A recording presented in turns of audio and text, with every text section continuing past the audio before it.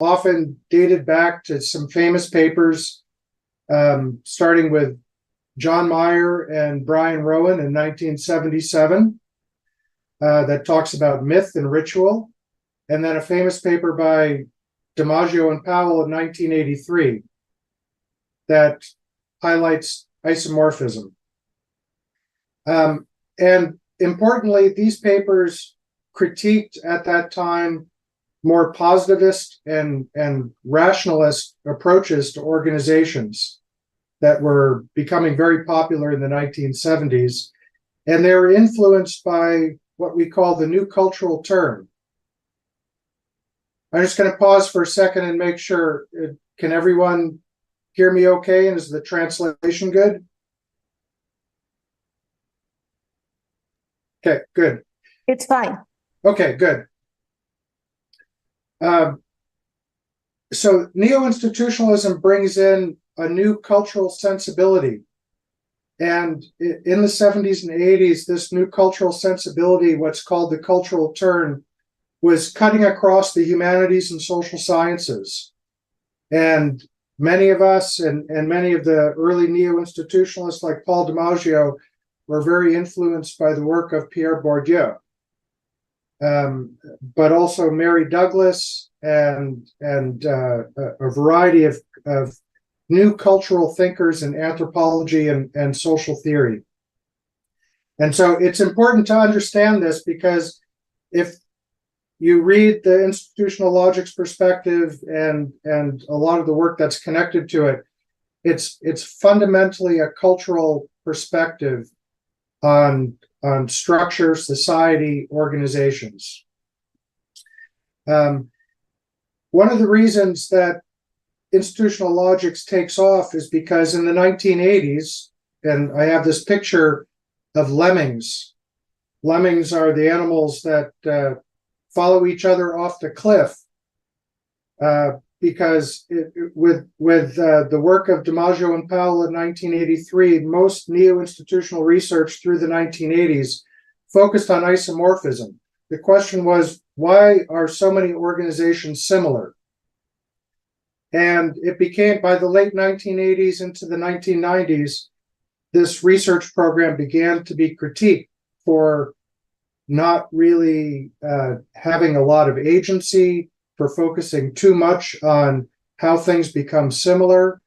And so the institutional logics perspective comes about as a critique of neo-institutionalism in the 1980s, and as a way to not think about isomorphism, but heterogeneity. Heterogeneity across different kinds of institutional orders, from a cultural perspective. So this perspective develops. This famous paper by Friedland and Alford happens in 1991.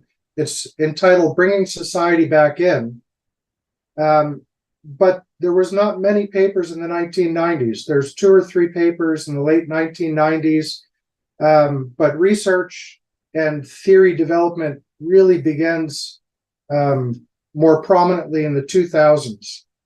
In 2004, Pat Thornton had a book that came out, and then in 2012 we had this Oxford book that has become sort of the definitive statement on the perspective. And so research really takes off since 2012 to the present. And I put the Chinese translation here because through the pandemic, I gave many talks to Chinese audiences, because the institutional logics perspective has become really big in China, and so it's been translated in 2021. And sort of this invitation made me think that there should be more translations and a Spanish translation, because one of my arguments to you is that while the perspective has become, I would say, one of the dominant theoretical perspectives in North America and Europe, most of the empirical research is in the US, Canada, Europe. We're starting to get work in China, but I think we have very little empirical research in Mexico, in Latin America, South America, Africa, and so there's a big need to expand the theory to understand how it's different in different places. It's important because institutional logics research is more connected to anthropology and sociology in that context matters immensely. The way logics work in Mexico in the liquor industry is going to be very different than how the logics will work in the liquor industry in the US or Canada. And so it's one of the things I'm going to encourage towards the end is to really dig into the contextual details of how organizations and practices around liquor are unique to Mexico. We need to celebrate that uniqueness.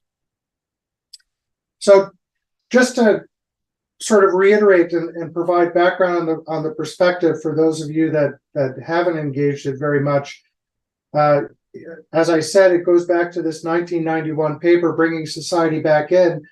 And here's a definition that is often quoted and used, defining institutional logics as the socially constructed historical patterns of cultural symbols and material practices, including assumptions, values, and beliefs, by which individuals and organizations provide meaning to their daily activity, organize time and space, and reproduce their lives and experiences.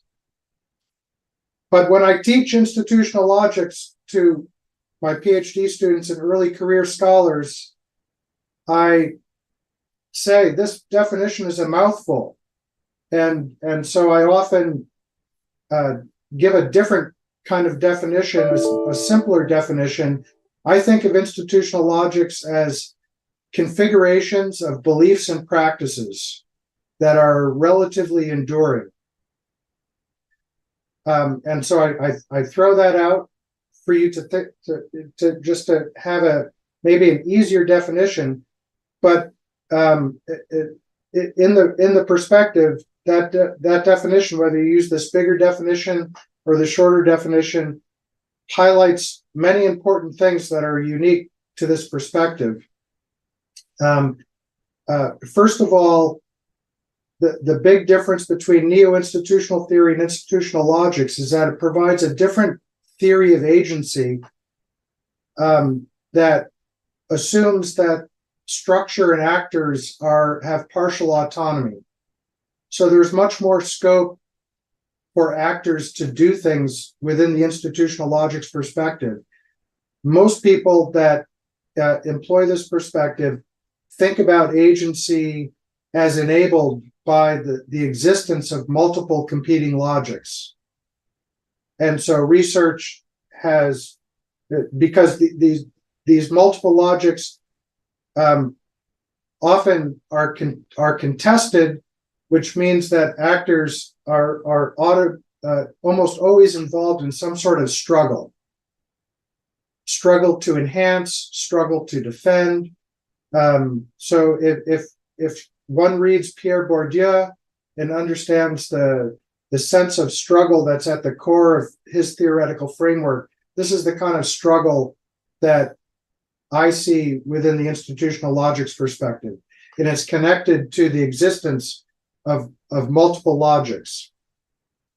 Also critically important is logics are both symbolic and material. So I emphasize that the institutional logics perspective is connected to these new approaches to culture, cultural sociology, and cultural anthropology.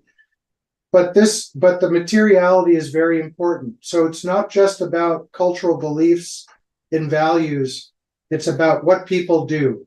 So it's the practices are very important, which means that ethnographic approaches to the empirical world become very important, and there's strong connections to practice theory. So again, back to Pierre Bourdieu, in the 70s, he writes about a theory of practice. These new social theories are connected to practice, And of course, there's in the organization studies community more broadly, practice theories have become very prominent over the past 2-3 decades. There's theories on strategy as practice that have grown. It's one of the biggest communities in the European group of organization scholars. And this practice theoretic approaches to organizations and society is infused within the institutional logics perspective. I edit research in the sociology of organizations. And if you're not aware of it, I'm happy to afterwards, provide and share it with the community. But over the pandemic, we published a double volume that has many contributions at the intersection of practice theory and institutional logics. And these two volumes were seeded by a conversation that we had between Roger Friedland and Ted Shatsky. Shatsky is one of the foremost practice theorists. And to find common ground between the practice community and the logics community. Also important to the logics perspective, and I emphasize the importance of context, but also history is very important. So many logics papers emphasize contextual uniqueness, but also history, and to understand if what we see today is rooted in many decades or centuries of practice and beliefs that change. And so the unique history in different regions of Mexico infuses the logics and the conflict and the struggle that one would see among people and organizations. And that has to be taken very seriously, as well as understanding how things are connected across levels of analysis, from the individual to the organization and society. One of the big arguments of Friedland and Alfred in 1991 in bringing society back in is to locate what we see locally in bigger societal struggles. And so if you look at the 2012 book on institutional logics, the perspective is not a grand theory. We talk about it as a meta theory. It's a framework to help guide empirical analysis. And at the core of it are various institutional orders of society: family, community, religion, state, market, profession, and corporate. And each of these institutional orders, which are at the societal level, have various different what we call y-axis elements that make an institutional order different from each other. I won't spend a lot of time on this, but if you have questions, I'm happy to get into it.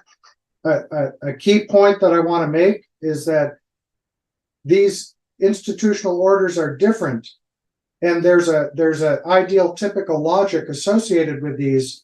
But in any kind of empirical study, for instance, if you look at the professional logic, there is not one professional logic or one market logic.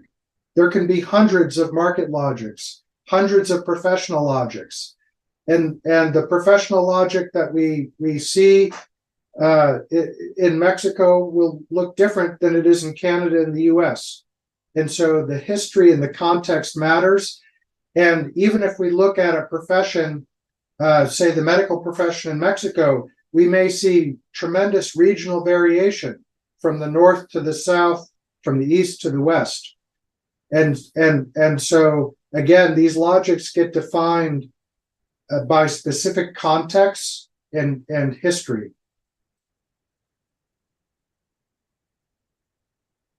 So in the book, we sort of develop a theoretical framework that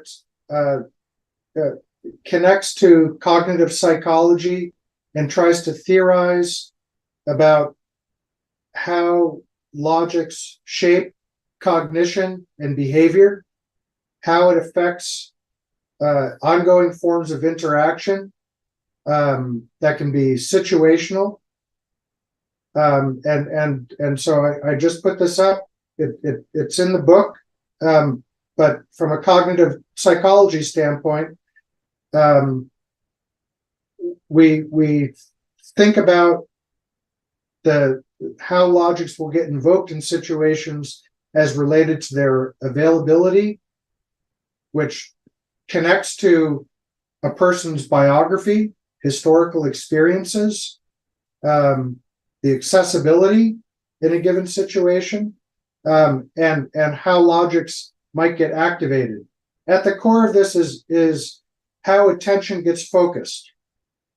You can think of this as an individual level, but you can also think of this at an organizational level or industry level.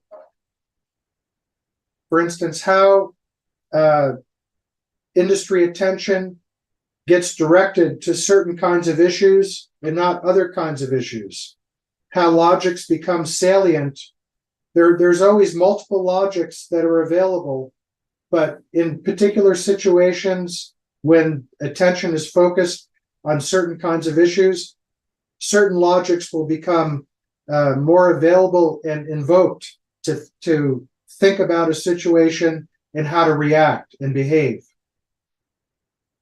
And so logics, in a sense, provide a kind of cultural structuring of cognition and behavior to understand and explain behavior. And this gets connected to issues of identity, ongoing negotiation and social interaction. Ultimately, a lot of research on institutional logics focuses on decision-making, sense-making, collective action, social movement mobilization. And so when this is, I'm talking at an abstract theoretical level, but I'm going to shift towards empirics, because how this theory gets used and how one makes theoretical contributions that can be published in our top journals has to do with identifying within the empirics that you're looking at what is unique. What is the most interesting part of the empirical study from a theoretical perspective? And it won't be everything that's here. It'll usually be a certain aspect. And we can talk about that in the aspects of the empirics. But in a given empirical study, it might be that mobilization, social movements are the most important thing to understand and unpack. And so one might not study all of this, but zoom into a particular aspect of how logics may be used in social movement mobilization, contestation, how a new kind of organizational form or practice seeks to become more legitimate and attack dominant practices.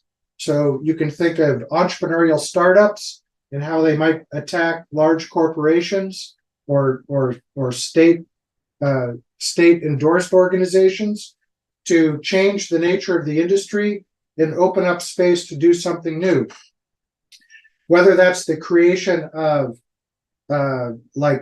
new high-end craft wine or beer, in contrast to industrial manufacturing of beer, for instance, would often involve a collective mobilization and struggle to create a new identity around craft that is distinct from industrial production of beer, just as an example.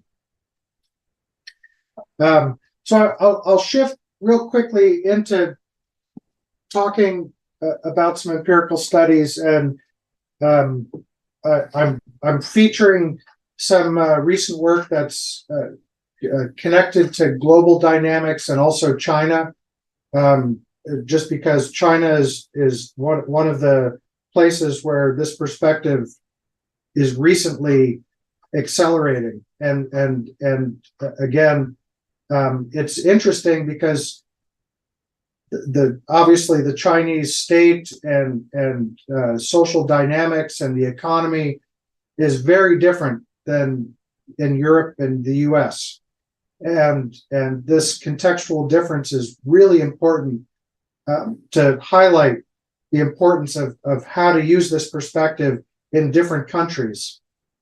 And so I had a paper in 2016 with one of my students, Eric Zhao, looking at religious logics and the importance of religion and how religion shapes the development of microfinance across different countries.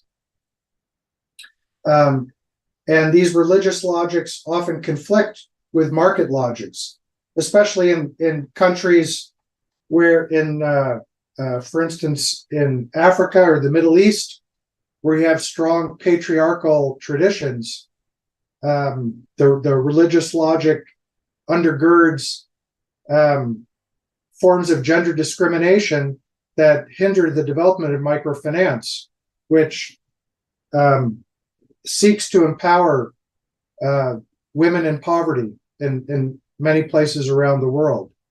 And so unpacking how gender discrimination is reinforced by existing religious beliefs and how markets get structured becomes important to understand why microfinance succeeds or fails in different countries around the world. Rose Luo and her colleagues used the logics perspective to examine corporate governance and how foreign direct investment shapes joint ventures in Chinese firms. And again, in this context, it's how Western market logics come to China and conflict with existing economic organization backed by the state, and how that provides conflict that gets sorted out in the context of corporate governance decision-making. Then another paper with my colleague Royston Greenwood and our former student Mia Reynard, we showed how government-mandated CSR initiatives, corporate social responsibility in China, very different from the eastern coastal cities like Shanghai to the interior, and showed how the Western influence of the market logic in China really gets dominated in the east and the south near the coast, but doesn't penetrate as much into the interior of the country. And so you get this amazing regional variation in the practices and how people think about CSR and do corporate governance. And you might, in the interior of the country, actually have resistance. And so this regional variation around the country, I think, is important, because I would suspect very strongly that you would see incredible regional variation across Mexico in any empirical domain. And so if we talk about liquor, it'll be, for me, it'll be fascinating to see how it's different in different regions of the country. And all of this points to thinking about logics as a way not to just talk about industries and organizations, but as Friedland and Alfred talk about, emphasize, to bring society back in, the power of the logics perspective is to situate organizational dynamics in broader societal conflict. So I like this paper by Laura Yu, who is looking at these market and religious logics and the conflict between cultural preservation and local government officials that are trying to build the economy in sort of the Buddhist temples, in tourism in China. And the Buddhist Association of China created a movement to resist this marketization of the temples and to not make them a tourist attraction that gets overrun by Western tourists or tourists from everywhere, but is a sacred place. And so this idea of religious sacredness and commercial marketness becomes really important. And it's connected again to these broader societal tensions in China between the effort to marketize and become more Western and longstanding traditions that are religious, but also how the nature of society is organized in a very different way, and the state operates in a very different way. And so again, I think if we want to sort of develop institutional logic's perspective in Mexico, I think we need to appreciate how the unique nature of the state and how the economy is organized as an important element of how industry practices will be different than in the West or Europe. There's a lot of recent studies on institutional complexity. I'll just throw this up really quickly, but one of the big growth areas is, again, emphasizing these multiple logics, but seeing how these multiple conflicting logics play out within organizations. And there may be dominant logics, but many organizations are hybridized, have multiple logics that contest. And so there's a lot of work on social enterprise as an example. And I put the bottle on Dorado paper, which is, I think they were in Chile, but I forget. But looking at social enterprise as a conflict between market logics and community logics of a sort, social welfare community logics. And there's many examples I throw up here. But I want to save time for discussion, so I'm going to move fast. But the last paper here by McPherson and Sauter focuses more on how, because in the literature, many people tie logics to kinds of actors. This 2013 paper is an important paper because it highlights the fact that individuals might be able to not only use their logic, but use other logics in different situations. So if you think of a particular professional logic tied to, let's say, organization studies scholars, you can imagine that in the context of academia, an organization studies scholar that has unique training and beliefs and thinks about research a particular way could still have a dialogue with an engineering scholar, understanding how engineering research is different from organization studies research.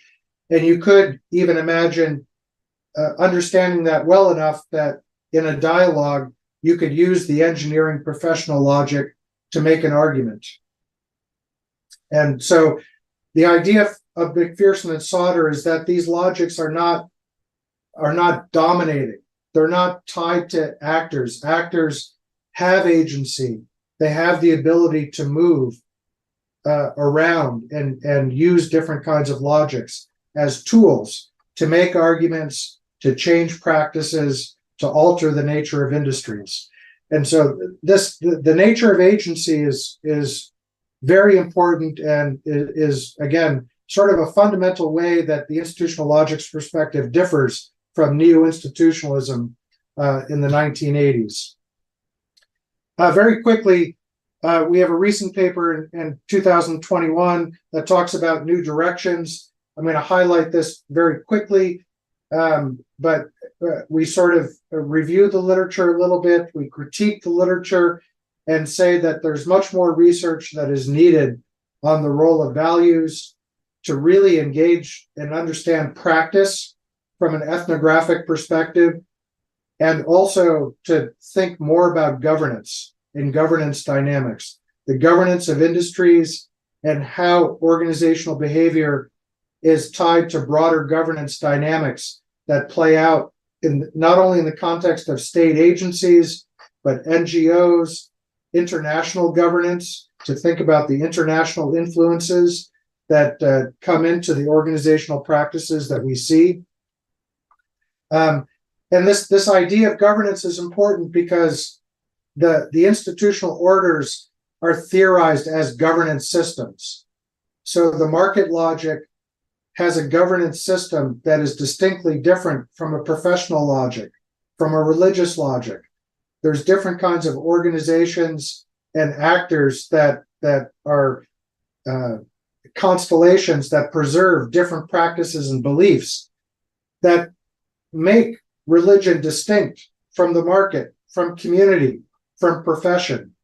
And so it's not just that these logics are different, but they're tied to a system of action and actors, a governance system that makes them different and tries to maintain them. And so the market can penetrate religion, but only to a certain extent. If the market takes over religion, well, then you don't need religion anymore. But religion is distinctive. It's a distinctive institutional order that is preserved and is a resource to fight against the market logic taking over everything and having commerce being the core activity without thinking about community, without thinking about place, without thinking about authenticity. These are craft. These are important dimensions that provide resources to fight against Western market logics taking everything over and preserving history, preserving uniqueness. So I think that we argue in the paper, we need a lot more research on the governance of logics, the governance dynamics, and how different kinds of logics get preserved.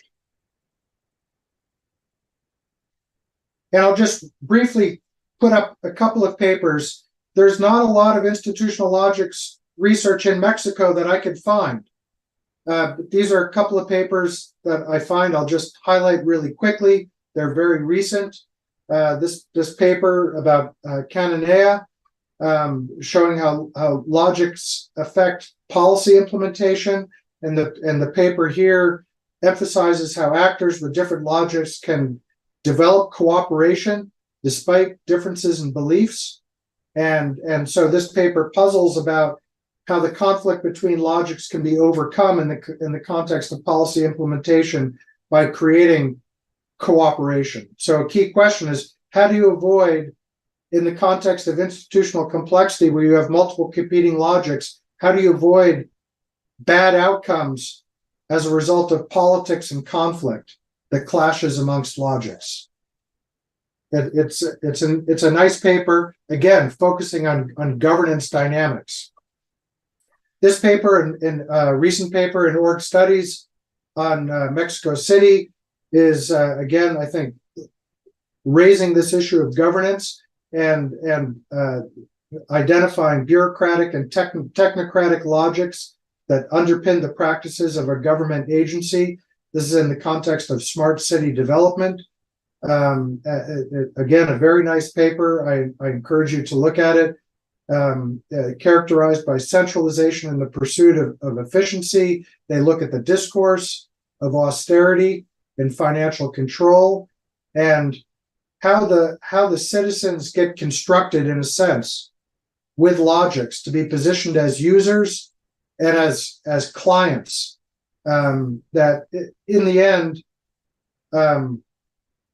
these researchers argue make the effort to be inclusive almost an impossible achievement. And so they look at the political governance dynamics of different logics around smart cities and show how inclusive citizen participation in the end is very limited. So again, a very nice paper that echoes some of the points of emphasis I make. Real quickly, Magali sent me this overview of the project that you're undertaking on the liquor industry. I think it raises many interesting issues, and I'm happy to answer questions now, but Magali, I'm happy to also be in touch with you and your team to talk about further about this research as it unfolds. But I think that there's many interesting studies to do. It's not just one study, it's a variety of studies. That you highlight this master taquilero, which is fascinating to me, but I want to know more about when was this created. There's many studies, and I can, after the talk, I can send you things. But there's a recent study about Kraft cheese in Quebec.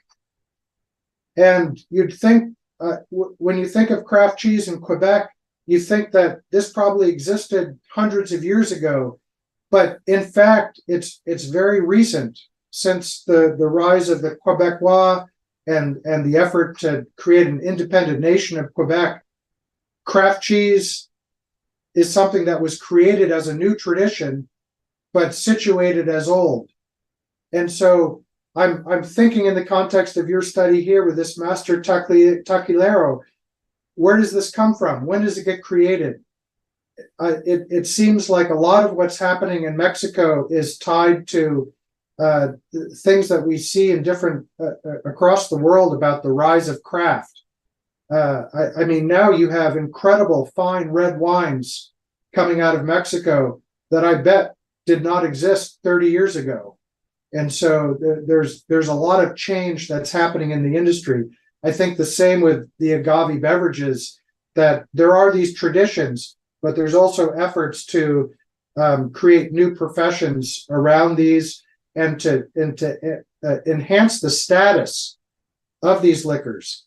There's a nice study in ASQ about grappa and how grappa was very much just a terrible alcohol made in the woods for many centuries. And since the 1970s, there was a big effort by a particular grappa maker to increase the status of grappa and to make it look more like wine, such that if you go to a nice restaurant in New York City after dinner, you must have the grappa. This is the appropriate way. So thinking about these not as things that have always been there, but to unpack how what are the changes that are happening? How is it connected to not only traditions, but the invention of new traditions? I think is very interesting. This preservation of traditional practices and how the past is reinvented in the present to reinvent and create something new. So I thought many questions are interesting. The last point here about place, I think, is interesting. One of the biggest developments over the past 5 years in the organization studies community is to study the importance of place. So thinking about how place is important and how place gets used and connected to certain forms of agave production, I think would be very interesting and important. Happy to talk more about this, but I think that there's many interesting studies to do. So I want to save time for a little bit of conversation, but overall, I think the key points is that the Logix perspective points us to heterogeneity, conflict, politics, thinking about how we connect organizational and practice dynamics to broader societal processes and conflicts, that these logics are not static things, but there's heterogeneity within logics, and their existence and durability is in question. So we can't think of these things as things, but they are living and breathing and changing. And so think of logics as resources that actors can use to do things. So when you do empirical studies, you're often trying to look for what the interesting dynamic is, often connected to change or what actors are doing to preserve or change existing practices. And that's often a good focal point to theorize. Context is important, history is important, and we need a lot more research around the world. And so I'm very excited to see that you're engaging these ideas and thinking about how to use them in the context of Mexico. I think that there's a lot to do, and I think it's very interesting, and I'm happy to take questions and talk more about it.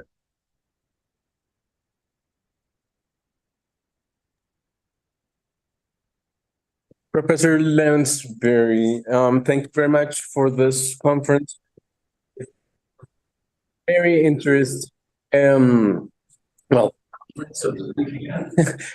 I think this is a very interesting perspectives that you've given us to create a theoretical base so we can give our research for the next year a path from where we can take this case studies in the liquor industry. Very interesting that you mentioned this cheese craft production, because actually one of the cases we are studying here in Mexico, they produce organic wine, but they also produce organic cheese. So there's very similar things that we should take into account. If you can give us this reference, we'll be very happy to study it, or maybe there in the chat or whatever. So we're going to pass now to questions from the audience, but as I'm asking first, I'm going to take the time to make a first question to you.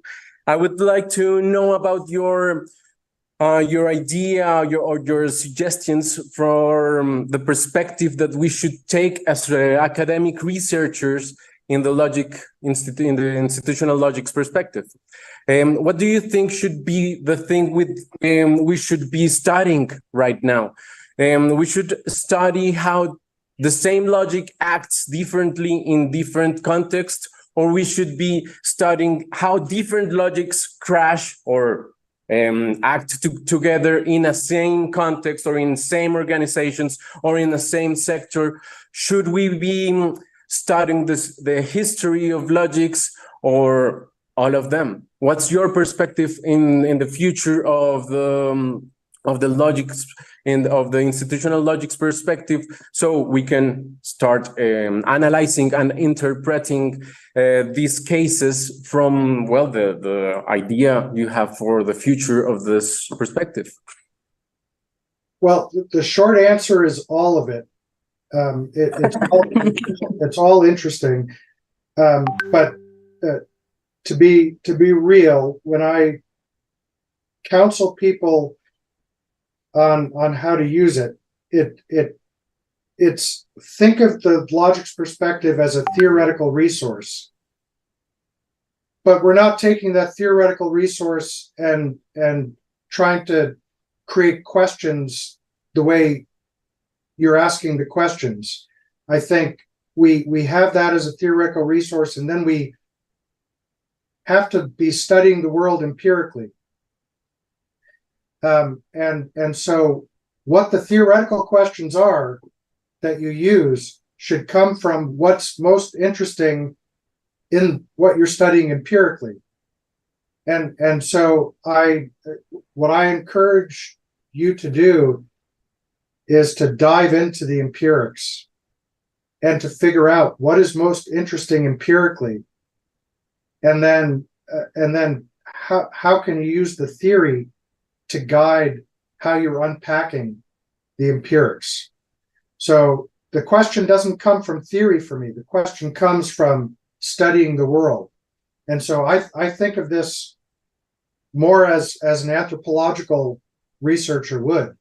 Let's get into the world and study the world and figure out what's the interesting thing here. So with craft wine and craft cheese, I think of this from where I sit as a super interesting new development that is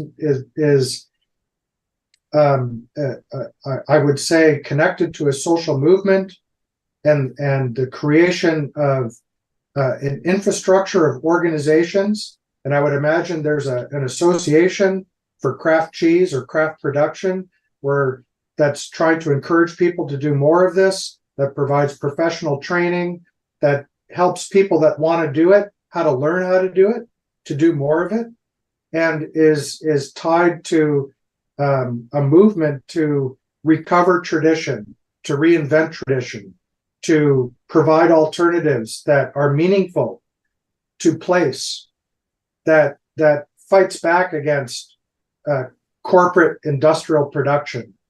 and the meaninglessness of markets. And so this is really important. And I put the French cheese paper in the chat, but what it looks like in your empirical context will be different than what they find, and how the logics use and shape the development will be different. And so your contribution would be different because it'll be tied to the unique historical and contextual developments. That's very, very interesting, because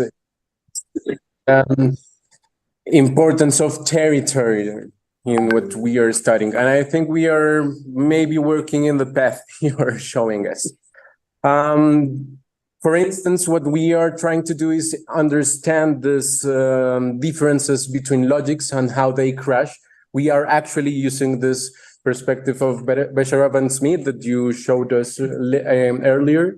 So, well, maybe we are making the work that we should be doing. So, well, we're going to pass now to some questions from the audience.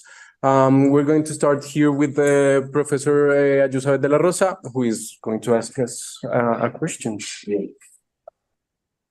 Buenos días a todos y a todas. Good morning, everybody. Thank you very much. Thank you, Professor Lounsbury, for giving us this presentation. We as a research group, it's important to adopt these perspectives of these institutional logics, and we can be in contact to those that have proposed them. I'm going to do some questions and comments in order to know your perspective and your input. So in that sense, this is a privilege to talk to you. It's a privilege to talk to those that are proposing this theoretical and empirical perspective for these institutional logics. The first point is related to something that it's important for us as a group. And when Professor Patricia Tortot gave us a lecture, we also asked her this: if we can have our own context, our Mexican context, and to propose some institutional logics and some institutional orders, just more or beyond those that are considered as the ideals and proposed in your books. She said that go ahead, that this is what it's all about. However, when we were reflecting upon that, and when they are proposing the Mexican case, having or taking into account the customerism or everything related to customers, I think is very difficult for me, because this is a very precise practice, very difficult to associate to greater orders. So in that sense, how to not go in this banalization of these logics and just call them institutional logical, because in a group it is well accepted, and that's why it is called as a logic. So obviously the answer could be in the chart that you have shown us of how to ensure that it is corresponding to a logic. But beyond this chart that you have presented, how to take to a organizational practice that is not that ordinary or banal. That would be one question. Another one, according to your conference or your presentation, and with some other dissertations that I have been the head to, it will be interesting to see a typology. I don't know how to call it. This is a typology of the impact or evolution of institutional logics at the organizational field or in the fields that you have already mentioned, but they are quite obvious in the different examples. One of them will be the logic of contradiction. It is quite obvious how institutional logics can compete one another in order to be dominant or not. Another one would be how they can converge, how these institutional logics can converge, but they are not merged. They are only getting together and complementing each other. Another one, the divergency. They are diverge and they are isolated and making an influence in a section of the organization. However, they have different logics and they are going in their own pathways. And another one that is quite interesting, that is also setting some pathways for research, is cohesion. How these are being questioned and cohesive, so we can have one, two or more can be merged in one. So I don't know if it's what you were talking about when you were saying in proposing these theoretical aspects in how to think about typology and how to think about these institutional logics from a typology perspective, once those institutional logics can also be perceived from the organizational perspective. The third one is, as you had expressed in the study of the organizations, you have the contingency theory and then the structural diversity. Then we have the new institutionalisms with many authors, and then we have these different structural institutions. Then we have all the logics, and then they get this organizational diversity, because the most important thing is to study the singularity or the uniqueness that you have shown us. So in that sense, we can create theories when the phenomena are similar at different organizations or different fields.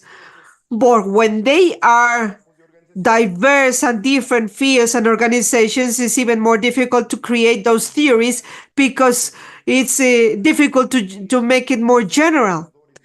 From that perspective, and you are one of the founders from these institutional logics, how we can create or build up those theories with the context that you are setting from the institutional logics perspective. And lastly, maybe this is just an old discussion.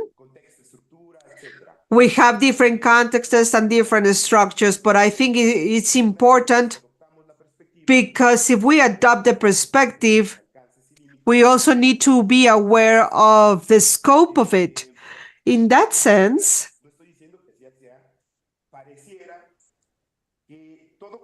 it seems that the group or individual behavior that is going to be seen in the organization is also linked, or should be linked, to a logic or to various logics.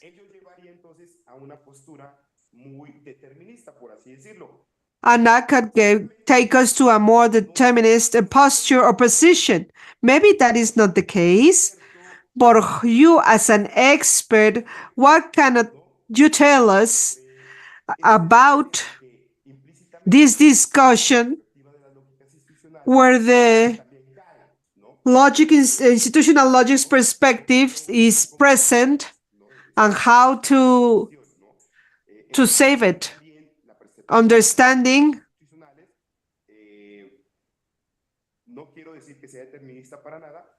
I don't think this is a determinal or determinist one, but maybe it should be, or it should give an important role to these actors. So how do you see the discussion from your institutional logics perspective? Well, thank you for those astute and engaged comments. And I didn't know you had talked to Pat, so I'm glad that Patricia met with you before. Let me try to give you reactions. You started out by talking about orders and how it might be different in Mexico, but avoiding sort of over contextualization that deviates too far from what the field is talking about internationally. When we developed these orders, we were trying to, and Pat was kind of at the forefront of this, but the idea was to create orders that were generalizable across time and space. And if you look at the original 1991 Friedland and Alfred paper, it's sort of tied to the West. And our effort was to create categories of orders that were more general, that would cut across time and space.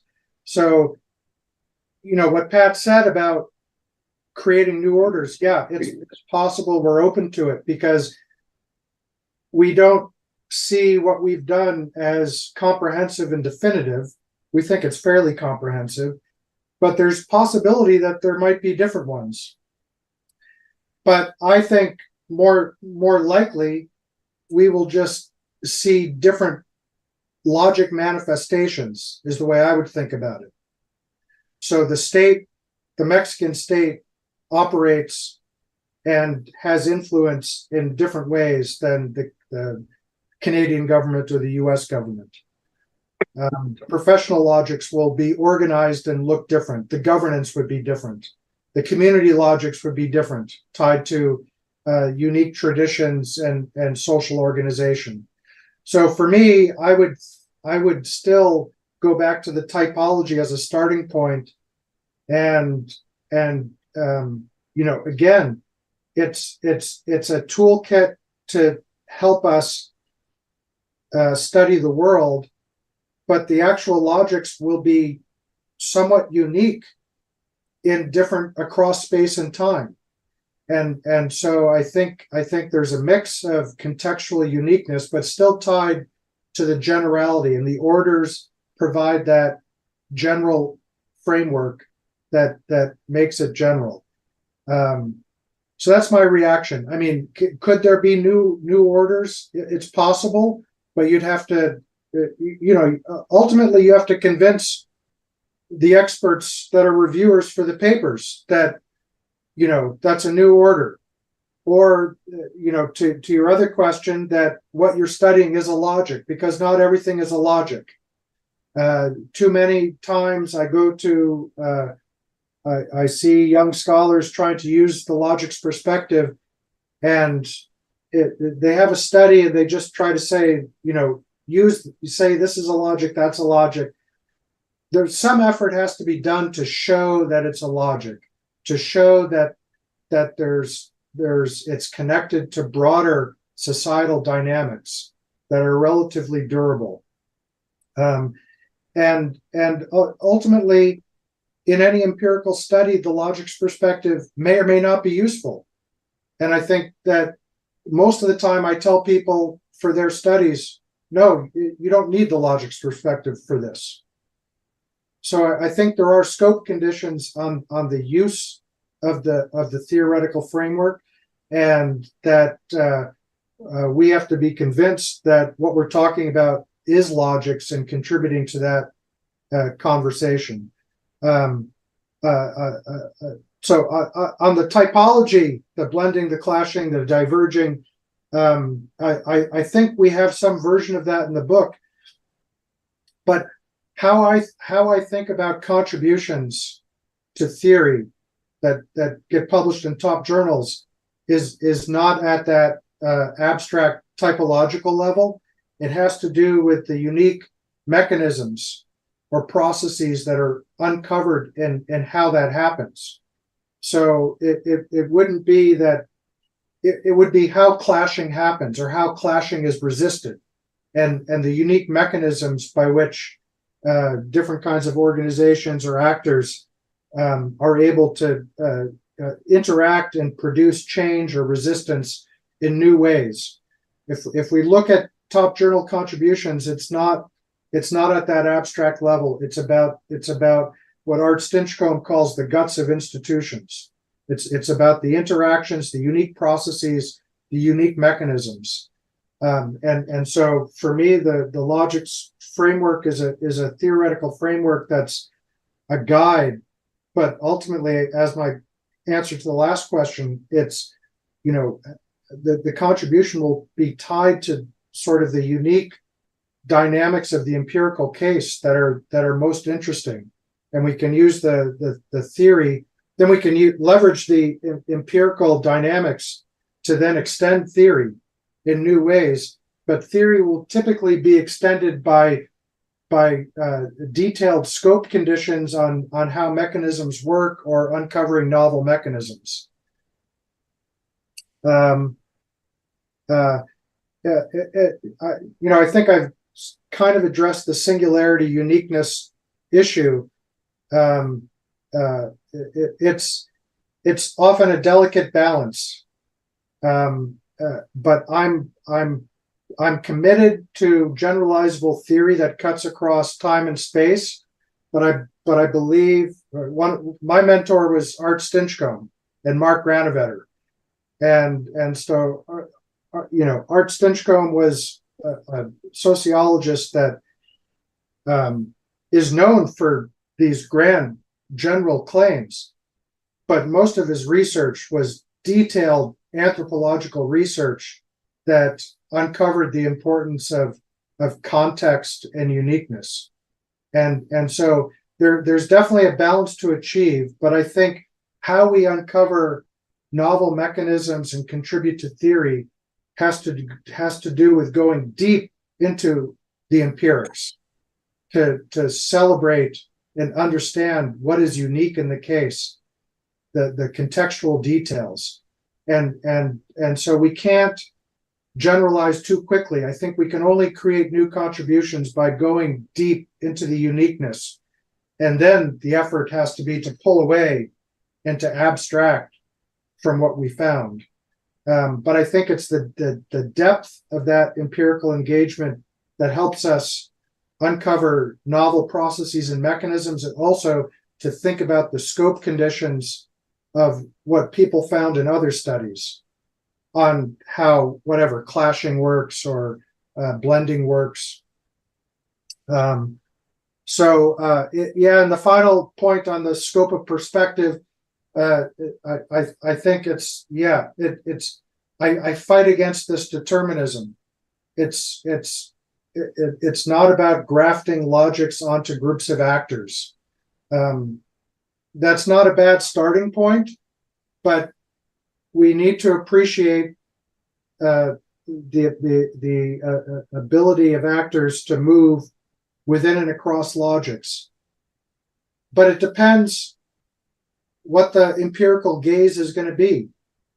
If you're doing a macro historical study, you can't get at that granularity of actors' differences. If we zoom in and do ethnographic work, then we can pick apart and understand the detailed scope of agency for actors. So it's partially a question of, where do you want to focus empirically? And I'm a big fan of doing studies that do both. Big historical abstraction, but also deep ethnographic engagement, and to understand how the two relate. So for me, most of my projects unfold over 5 to 10 year periods, because it takes a long time to understand something in that kind of depth. But I think this kind of research, for me, points to the need for both history and understanding how history shapes the details of what people do. But any particular study could cut in at a different point. Could be very micro, could be macro. But I think for us as scholars that study the world, we need to be experts in a more holistic understanding of that empirical reality. Thank you very much, Professor. Again, I find your conference and your answers a way to understand very much or a little bit better your perspectives. And well, I think we are actually working in the correct path as the things you are commenting us. Everyone can ask questions right now, but as I'm not seeing questions, Yeah. I want to ask you a short question first. Do you think institutional entrepreneurs, their function, their role in society is to change logics or actually to find other logics that can complement the dominant logics? How do you see the role of institutional entrepreneurs? Is this a lemming that doesn't want to fall through the abyss with the other lemmings? Or is this a lemming that wants to take the other lemmings through another path, another logic? What do you think about this thing of the institutional entrepreneurs? Yeah, well, it could be both. And so again, I wouldn't answer that question in an abstract way. I think it has to do with the empirical study and trying to explain that study. I think, I've been a critique of institutional entrepreneurs generally, because I think that when people invoke institutional entrepreneurs, they often celebrate powerful, heroic actors. And from a practice theoretic standpoint, I am much more interested in the distributed nature of agency and how a wide variety of actors contribute to the processes that we study. And so I'd like to see less emphasis on saying this actor was very important doing all these things. Of course, we still do that, but I think we need to go beyond that and understand a wider variety of actors and their role in these processes. Well, thank you very much for that answer. Actually, it helps a lot for what we are studying, or at least what I'm studying.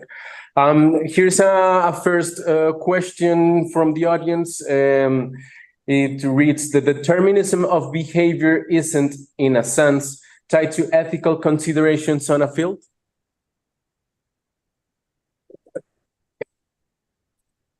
I'm not quite understanding the question. Is our ethics determining? Masay, could you? It is in the chat. It is written in the chat if you want to read it. Oh, Because I'm not understanding it either. yeah, I'm not quite understanding the question. Are ethical considerations important? It depends what you mean by ethical considerations. I believe that ethics are constructed. I believe that morality is constructed. So to the extent morality and ethics are constructed, they're often embedded within logics, and logics, in a sense, especially ones that compete, provide different versions of ethics. So I'm not sure what the question is, but I don't believe in unitary ethics that determine behavior. Okay.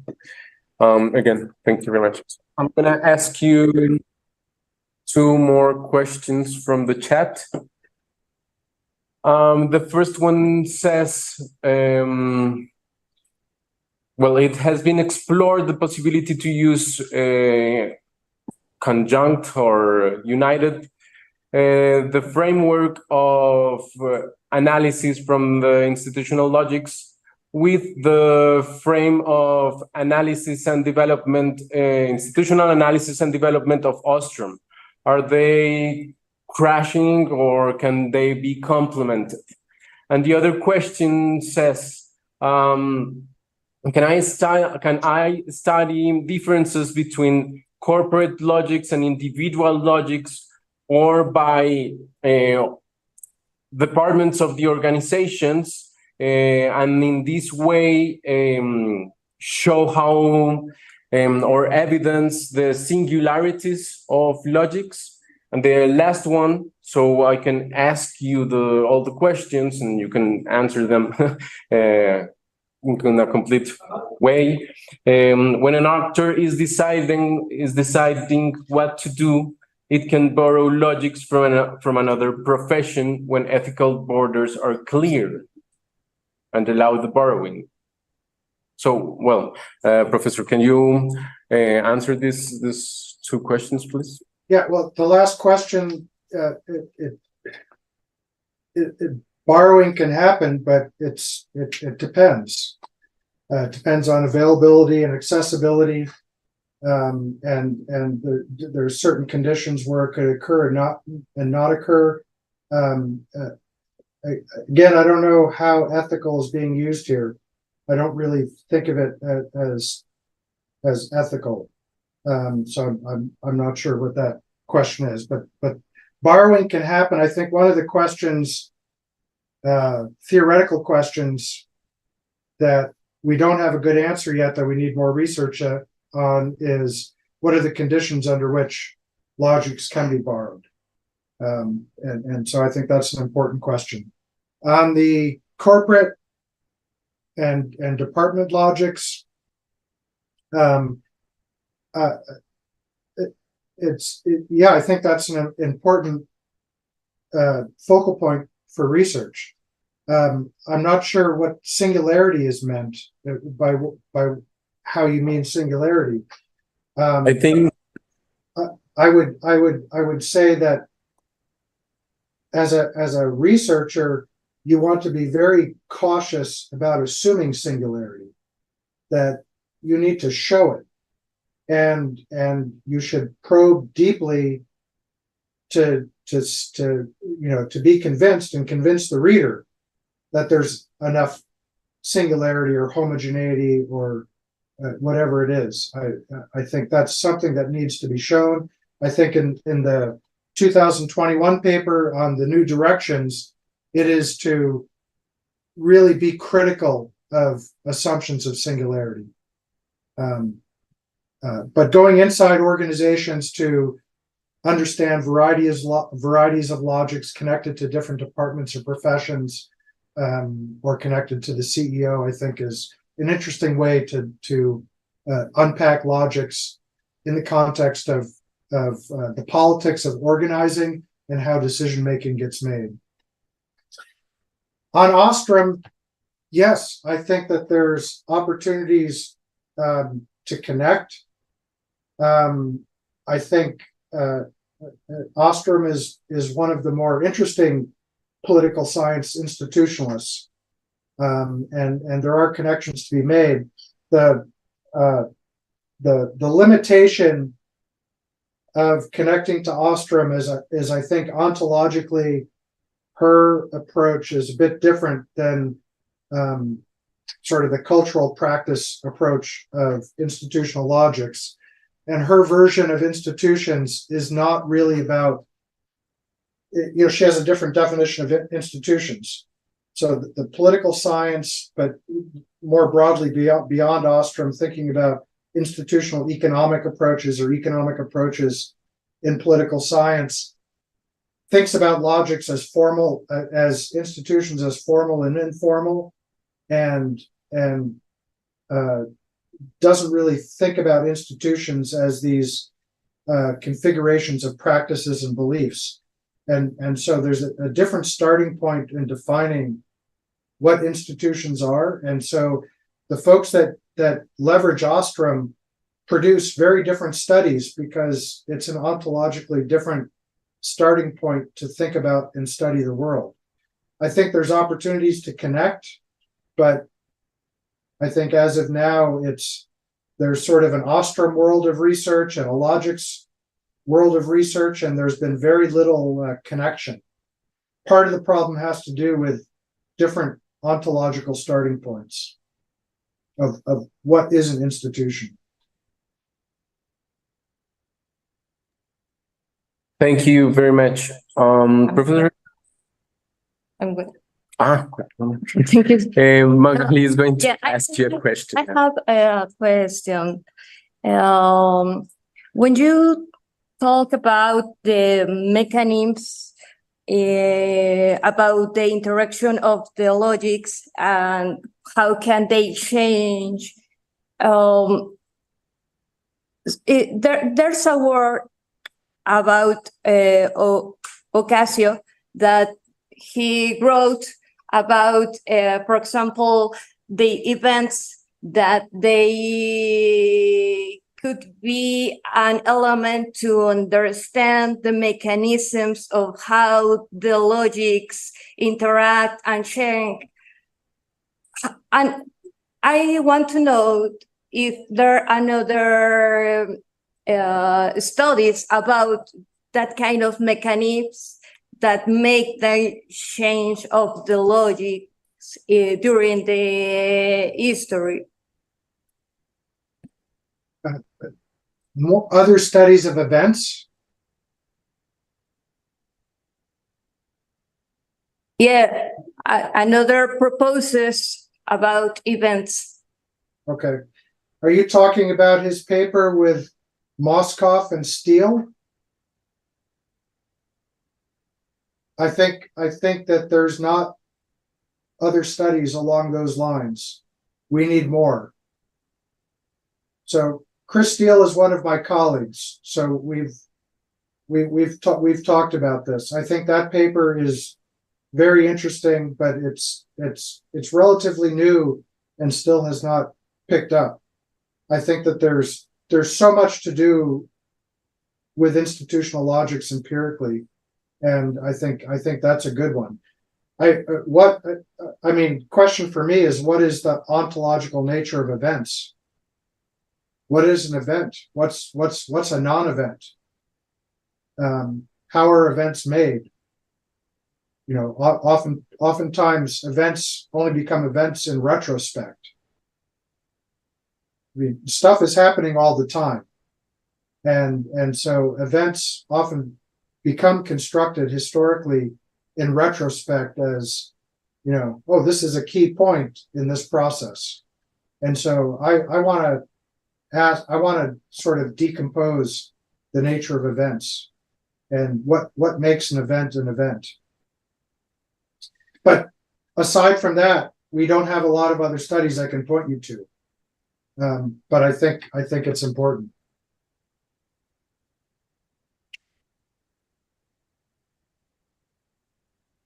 Thank you very much, Professor. Here's another one. It says, I'm concerned about singularity and its potential to change our decision process. What can you tell us about this comment?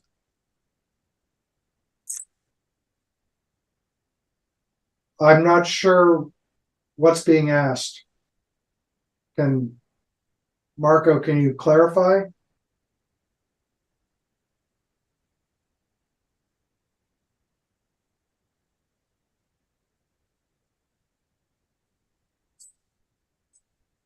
I mean, again, I mean, just to, as a reaction, I think we want to be critical about singularity.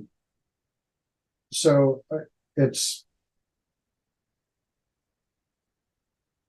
so I'm not sure what's being asked.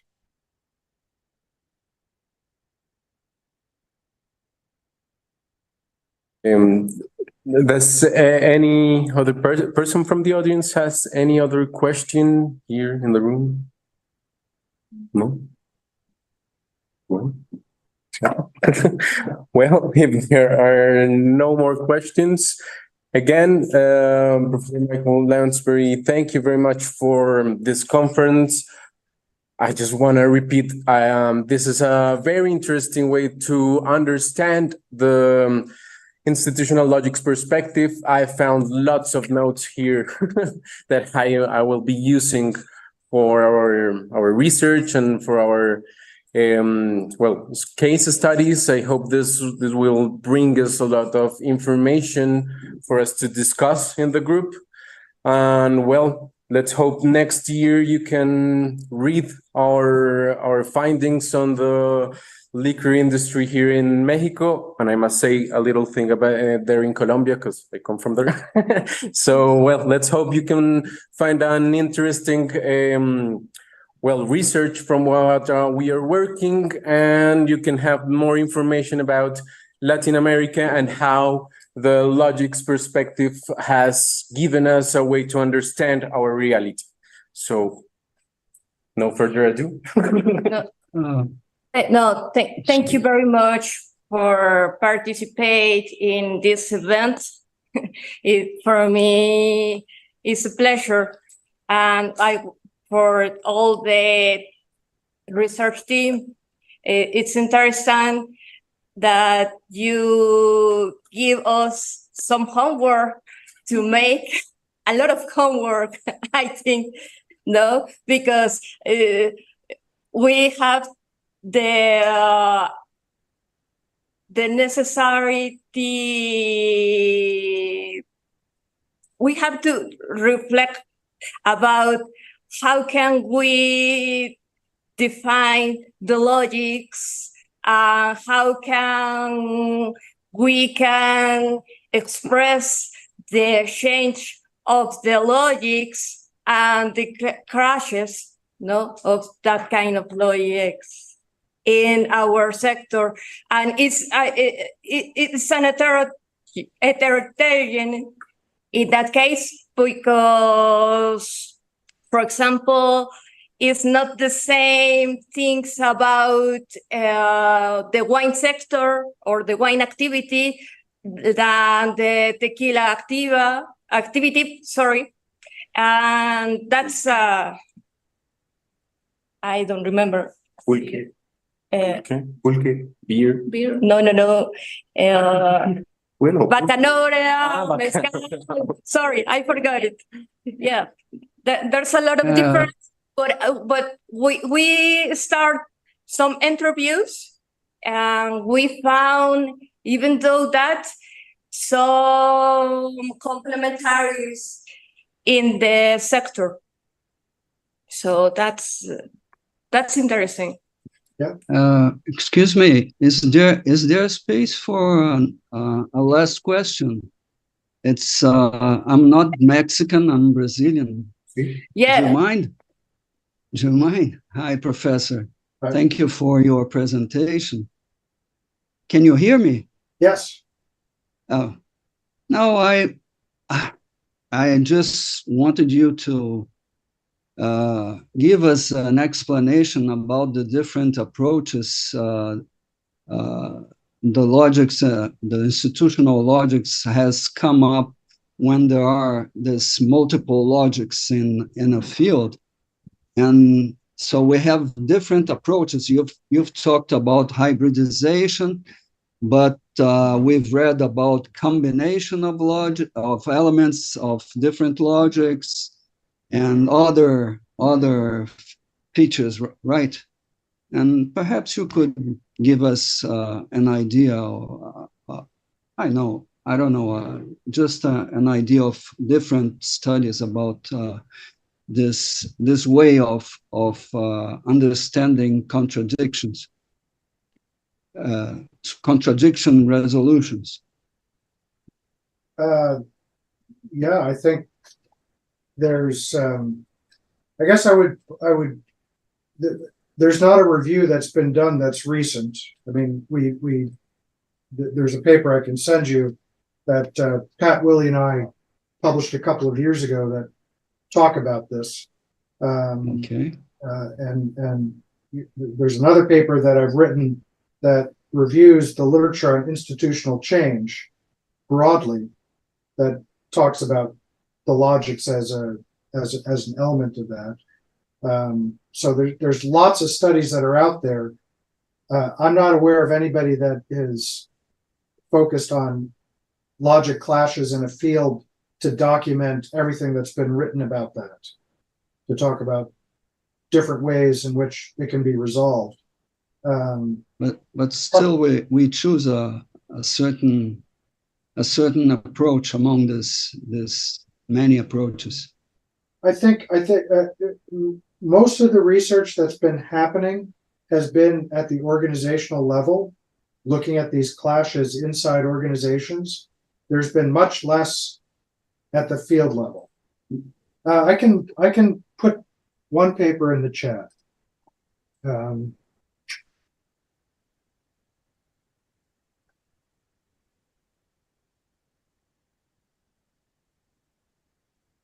Oye, pero cuando Okay.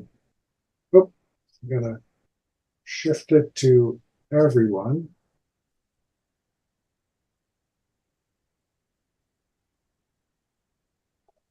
So that's a paper I published a few years ago. It's one of the few papers that is on multiple logics and field dynamics, and looking at these clashes of logics and how they play out differently across space, and the outcome we're looking at is how petroleum firms reduce their toxic emissions. And this happens in different places because of different constellations of logics. And in that paper, you'll see some things cited about field level institutional complexity, but there's, as far as I know, just a small handful of studies that are looking at this sort of thing. The vast majority of research is at the organizational level. But if you have if you want to dig further or have other questions, email me. I can pass along other kinds of things. It's an area where I expect to see more and more studies.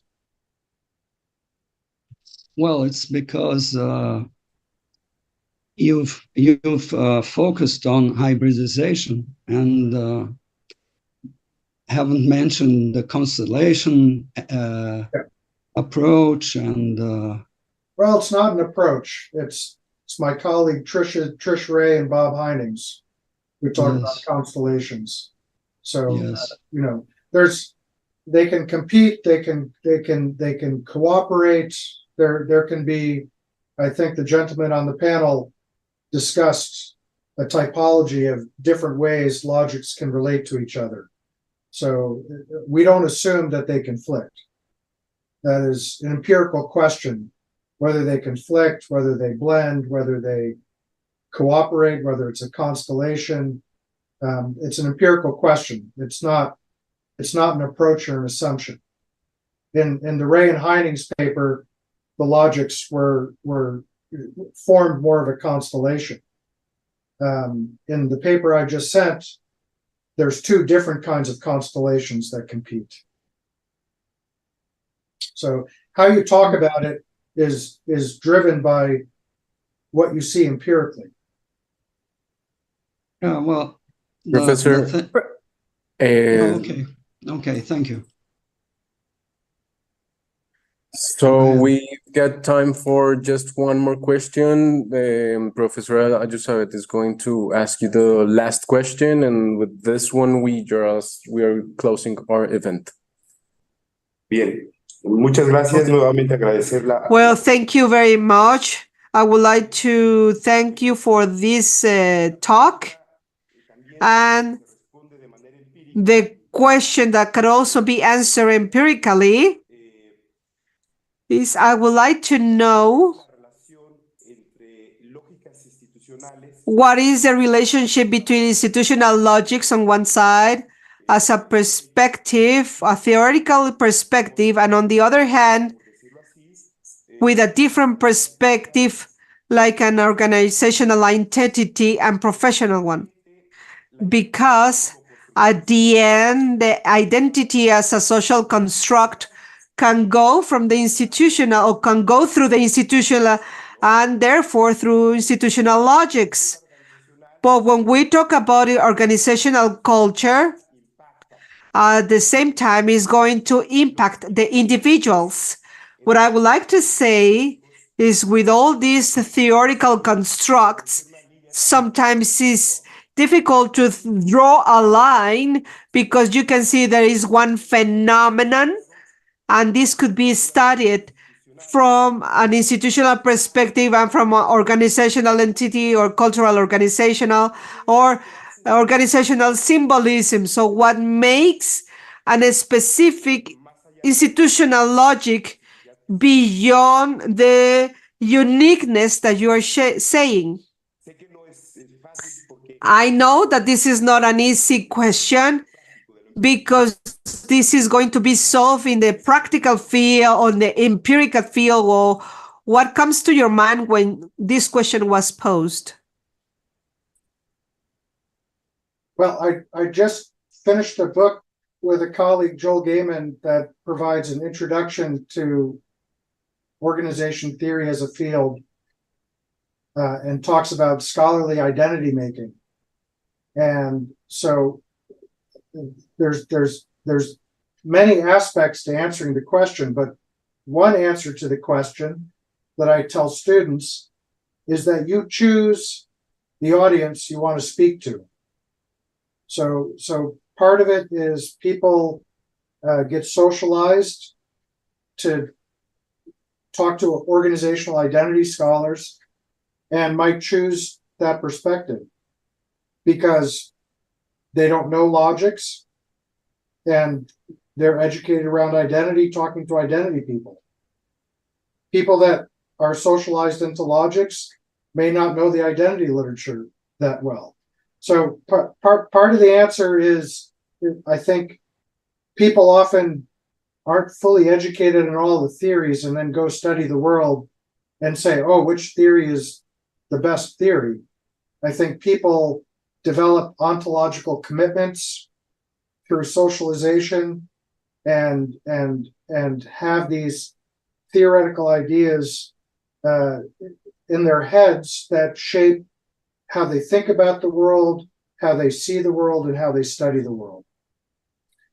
There's obviously a connection between identity and logics, but it depends which version of identity you're talking about. Because there's a psychological approach to organizational identity that assumes organizational identities are somewhat unitary cultures. Ontologically, I reject that.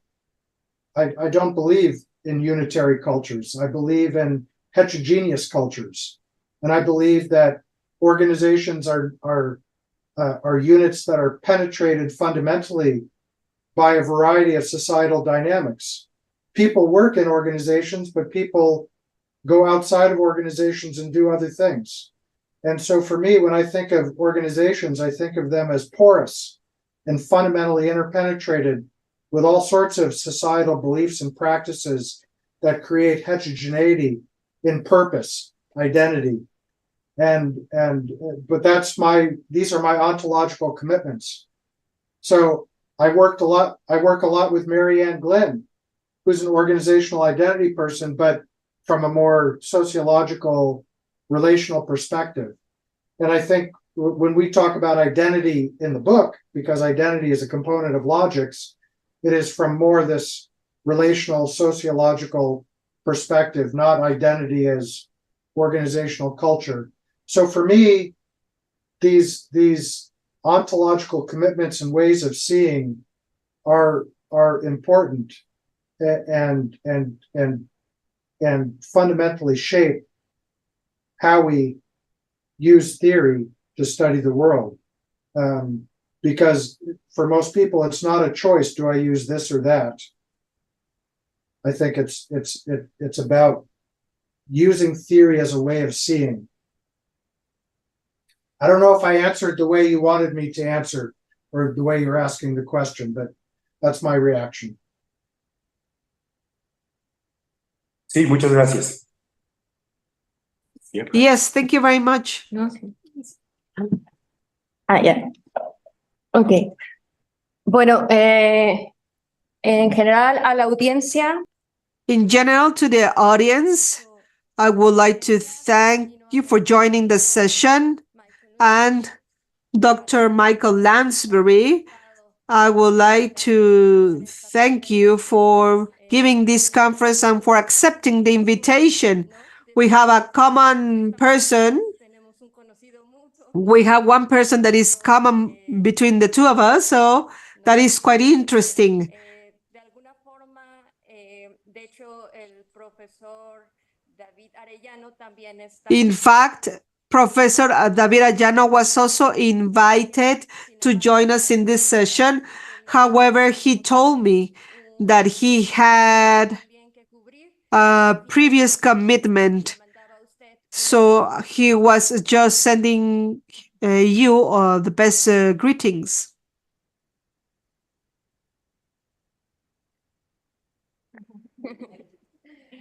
Y eso sería como tal, todo.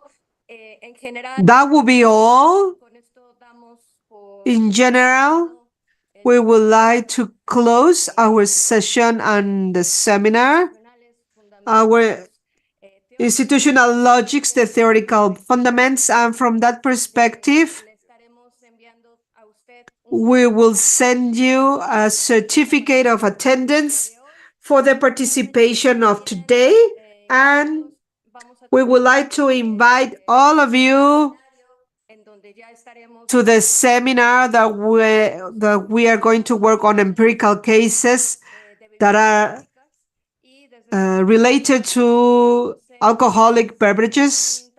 So from that perspective, this is just a closer or a work that is done in a more closely way.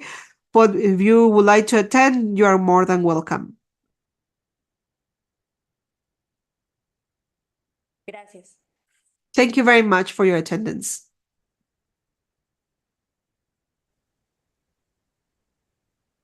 Bien.